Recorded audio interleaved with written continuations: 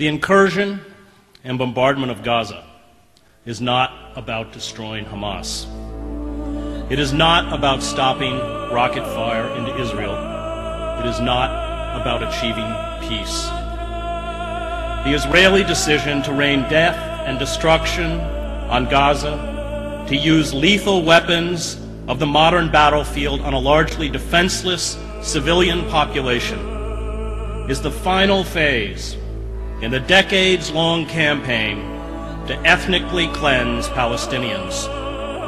The assault on Gaza is about creating squalid, lawless, and impoverished ghettos in the West Bank and Gaza, where life for Palestinians will be barely sustainable. It is about building a series of ringed Palestinian enclaves where the Israeli military will have the ability to instantly shut off movement, food, medicine, and goods to perpetuate the misery. Ehud Barak, Israel's defense minister, said Israel is engaged in a war to the bitter end against Hamas in Gaza. A war? Israel uses sophisticated attack jets and naval vessels to bomb densely crowded refugee camps, schools, apartment blocks, mosques, and slums, to attack a population that has no air force, no air defense, no navy, no heavy weapons, no artillery units, no mechanized armor, no command and control, no army, and calls it a war. It is not a war. It is murder. The images of dead Palestinian children lined up as if asleep on the floor of the main hospital in Gaza are a metaphor for the future. Israel will from now on speak to the Palestinians in the language of death, and the language of death is all the Palestinians will be permitted to speak back. The use of terror and hunger to break a hostile population is one of the oldest forms of warfare.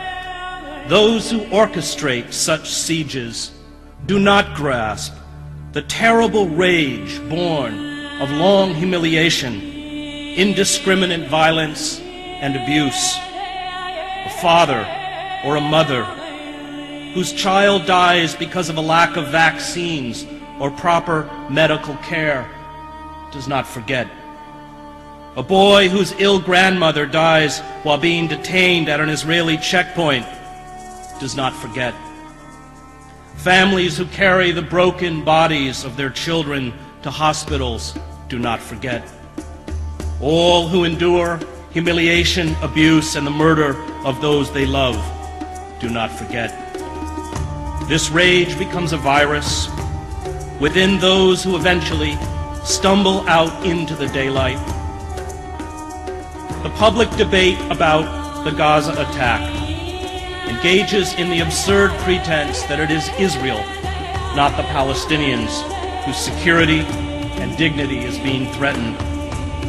This blind defense of Israeli brutality towards the Palestinians is a betrayal of the memory of all those killed in other genocides in other times, from the Holocaust to Cambodia to Rwanda to Bosnia. The lesson of the Holocaust is not that Jews are special. It is not that Jews are unique. It is not that Jews are eternal victims. The lesson of the Holocaust is that when you have the capacity to halt genocide, and you do not, no matter who carries out that genocide or who it is directed against, you are culpable. There have always been powerful Israeli leaders since the inception of the State of Israel in 1948 who have called for the physical removal, the ethnic cleansing of Palestinians. Indeed, 800,000 Palestinians were driven out by Jewish militias in 1948. But there were also a few Israeli leaders, including the assassinated Prime Minister Yitzhak Rabin, who argued that Israel could not pick itself up and move to another geographical spot on the globe. Israel, Rabin believed, would have to make peace with the Palestinians and its Arab neighbors to survive. Rabin's vision of two states, however, died with him. The embrace of wholesale ethnic cleansing by the Israeli leadership and military is now unquestioned.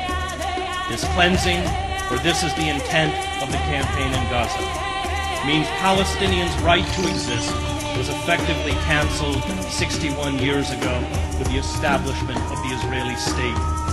It means an acceleration of the expulsion and extinction of the indigenous people whose land was stolen from them and whose land is now disappearing again under the weight of expanded settlements in the West Bank and newly seized territory by the Israeli military. It seems, wrote the Israeli historian Ilan Pappé, that even the most horrendous crimes, such as the genocide in Gaza, are treated as desperate events, unconnected to anything that happened in the past, and not associated with any ideology or system. Very much as the apartheid ideology explained the oppressive policies of the South African government, this ideology, in its most consensual and simplistic variety, has allowed all Israeli governments in the past and the present to dehumanize the Palestinians wherever they are and strive to destroy them.